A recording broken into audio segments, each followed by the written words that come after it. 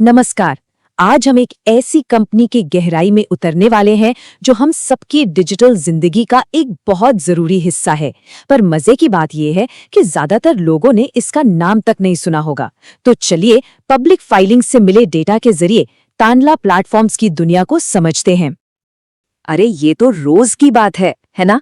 कभी कभी तो दिन में इतनी बार कि हम ध्यान भी नहीं देते, चाहे वो कोई ऑर्डर कंफर्मेशन हो, बैंक का अलर्ट हो या फिर कोई वन टाइम पासवर्ड। ये छोटे छोटे मैसेज ही तो हैं जो हमारी पूरी डिजिटल दुनिया को आपस में जोड़े रखते हैं। जी हाँ, बिल्कुल। इन अरबों मैसेज के पीछे, पर्दे के पीछे अक्सर एक ही नाम होता है, तानला। ये वो अनदेखी ताकत है जो ये पक्का करती है कि हमारा डिजिटल कम्युनिकेशन बिना रुके हमेशा चलता रहे। तो सीपैस का असली मतलब क्या है?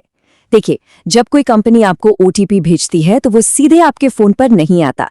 वो तानला जैसे एक प्लेटफॉर्म का इस्तेमाल करती है ताकि मैसेज फौरन, सेफ तरीके से और भरोसे के साथ आप तक पहुंचे। सोचिए, कंपनियों के लिए खुद का इतना बड़ा सिस्टम बनाना कितना मुश्किल और महंगा होगा, तो ये सर्विस लेना उनके लिए कहीं ज्यादा आसान और असरदार है। ये एक तरह से डिजिटल बातचीत का सबसे जरूरी पुल है। तो चलिए अब देखते हैं कि तानला असल में कितना बड़ा है, और इसके जो आंकड़े हैं ना, वो वाकई में चौंकाने वाले हैं। भारत का जो पूरा सीपीएस मार्केट है, उसका 1/3 से भी ज्यादा हिस्सा यानी 35% अकेले तानला के कंट्रोल में है। इसका सीधा सा मतलब है कि भारत में हर 3 में से 1 से ज्यादा बिजनेस मैसेज तानला के सिस्टम से होके गुजरता है। ये किसी एक कंपनी के लिए मार्केट पर बहुत बहुत बड़ी पकड़ है। और जब बात आती है A2P ट्रैफिक की, मतलब एप्लीकेशन टू पर्सन, आसान भाषा में कहें तो वो सारे ऑटोमेटेड मैसेज जैसे OTP और अलर्ट्स, तो यहाँ तो तानला का दबदबा और भी जबरदस्त है। भारत का लगभग 2/3, सोचिए 63% ट्रैफिक यही कंपनी संभालती है।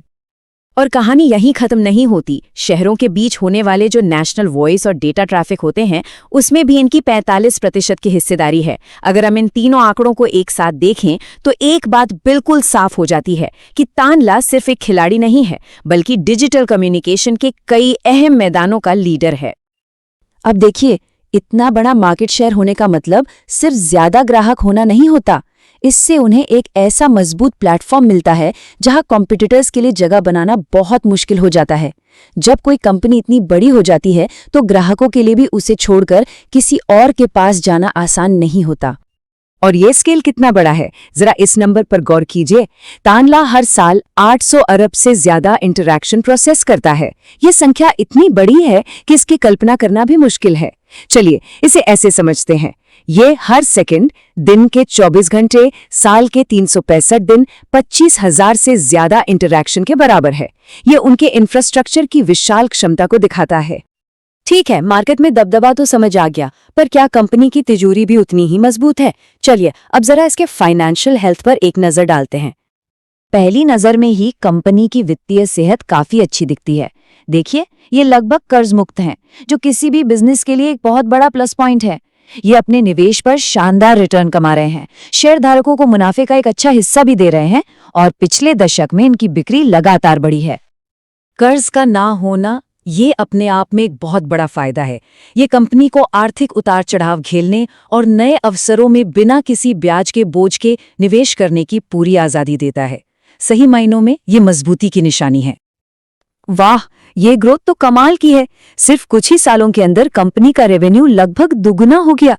ये सिर्फ तानला की कामयाबी नहीं दिखाता, बल्कि ये भारत में डिजिटल कॉमर्स और सर्विसेज की विस्फोटक बढ़ोतरी को भी दिखाता है। ये टेबल हमें बताती है कि कंपनी कितनी कुशलता से काम कर रही है। ROE और ROCE, ये नंबर हमें बताते हैं कि कंपनी शेयरधारकों के पैसे और अपनी कुल पूंजी पर कितना मुनाफा कमा रही है। 20% से ऊपर के आंकड़े बहुत मजबूत माने जाते हैं, और ये दिखाते हैं कि मैनेजमेंट अपने पैसे का बहुत असरदार तरीके से इस्तेमाल कर रहा है। और डिविडेंड यील्ड तो शेयरधारकों के लिए एक एक्स्ट्रा बोनस की तरह है। तो हमने तानला के मार्केट डोमिनेंस को देखा, उसके मजबूत फाइनेंशियल्स को भी परखा। अब इन सबको जोड़कर बड़ी तस्वीर को समझने की कोशिश करते हैं। तो अगली बार जब फोन पर कोई OTP या डिलीवरी अलर्ट आए तो एक पल के लिए याद कीजिएगा कि पर्दे के पीछे तानला जैसी एक विशाल और मजबूत कंपनी है जो हमारे इस डिजिटल जीवन को मुमकिन बना रही है। ये वो अदृश्य लेकिन बेहद जरूरी कड़ी है। ये एक बहुत बड़ा सवाल है, लेकिन इन आंकड़ों को देखने के बाद ये सवाल पूछना लाजमी है।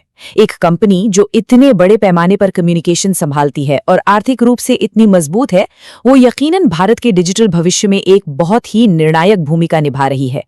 शायद तांडला सिर्फ इस इंफ्रास्ट्रक्चर का एक हिस्सा नहीं, बल्कि उसकी असली रीढ़ की हड्डी है।